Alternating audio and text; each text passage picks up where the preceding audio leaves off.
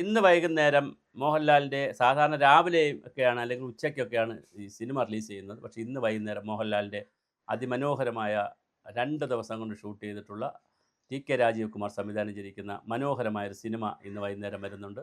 ഇരുവർ എന്നാണ് സിനിമയുടെ പേര്. 2 പുരുഷന്മാർ മാത്രമേ അഭിനയിക്കുന്നുള്ളൂ, സ്ത്രീകളില്ല. ക്ലിഫ് ഹൗസാണ് പ്രധാനപ്പെട്ട ഒരു സ്ഥലം. വളരെ ബഡ്ജറ്റ് ഫ്രണ്ട്ലി ചിത്രമാണ്. അഭിനയിച്ചിരിക്കുന്നത് 1 മോഹൻലാൽ, 2 കാരണഭൂതൻ, കപ്പിത്താൻ, ക്യാപ്റ്റൻ, ലെജൻഡ് എല്ലാമായ നമ്മുടെ കിം ജുൻ, കേരളത്തിൻ്റെ കിം ജുനായിട്ടുള്ള സാക്ഷാൽ പിണറായി വിജയൻ. ഉളുപ്പ് വേണം, അച്യുതാനന്ദൻ്റെ ഭാഷയിൽ പറഞ്ഞാൽ ഉളുപ്പ്. ഒരു മുഖ്യമന്ത്രിയായിരിക്കുന്ന ആൾ ഇലക്ഷൻ്റെ 4 ദിവസം മുമ്പ് അല്ലെങ്കിൽ 3 ദിവസം മുമ്പ്, ഒരാഴ്ച മുമ്പ് കൃത്യമായി PR വർക്കിന് വേണ്ടി ഇങ്ങനെ വളരെ ഒരു പ്രധാനപ്പെട്ട നടനെ വെച്ചുകൊണ്ട്, ഒരു കേരളം അറിയപ്പെടുന്ന, ഇന്ത്യയുമൊക്കെ അറിയപ്പെടുന്ന ഒരു നടനെ, മലയാളത്തിലൊരു പ്രധാനപ്പെട്ട ലാലേട്ടൻ എന്ന നടനെ വെച്ചുകൊണ്ട് ഇങ്ങനെ ഒരു കളി കളിച്ചത് വളരെ ചീപ്പ് കളിയാണ്. അതിലൂടെ പ്രിയപ്പെട്ട ലാലേട്ടൻ ചെയ്യുന്നത് നിങ്ങൾ പിണറായിക്ക് കിട്ടേണ്ട 5 വോട്ട് കൂടി ഇല്ലാതാക്കും.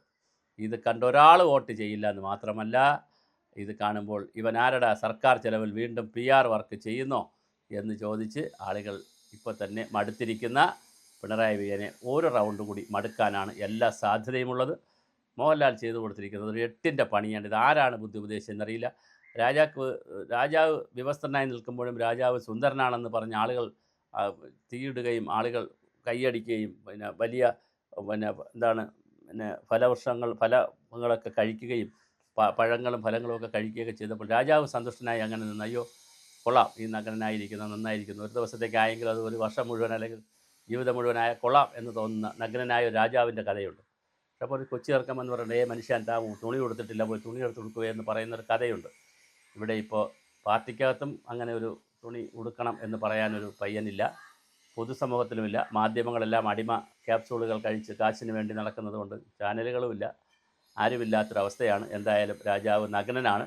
ആ നഗ്നത ഒന്നുകൂടി മോശപ്പെടുത്തുന്ന ഒരു പരിപാടിയാണ് മോഹൻലാൽ കാണിക്കുന്നത്. അതുകൊണ്ട് തീർച്ചയായിട്ടും പിണറായിയുടെ PR ഉയരും, പക്ഷേ അദ്ദേഹത്തിൻ്റെ വ്യക്തിപരമായ അദ്ദേഹത്തിൻ്റെ ഗ്രാഫ്, മുഖ്യമന്ത്രി എന്നുള്ള കരിയർ ഗ്രാഫുമെല്ലാം വളരെ താഴെ പോകും.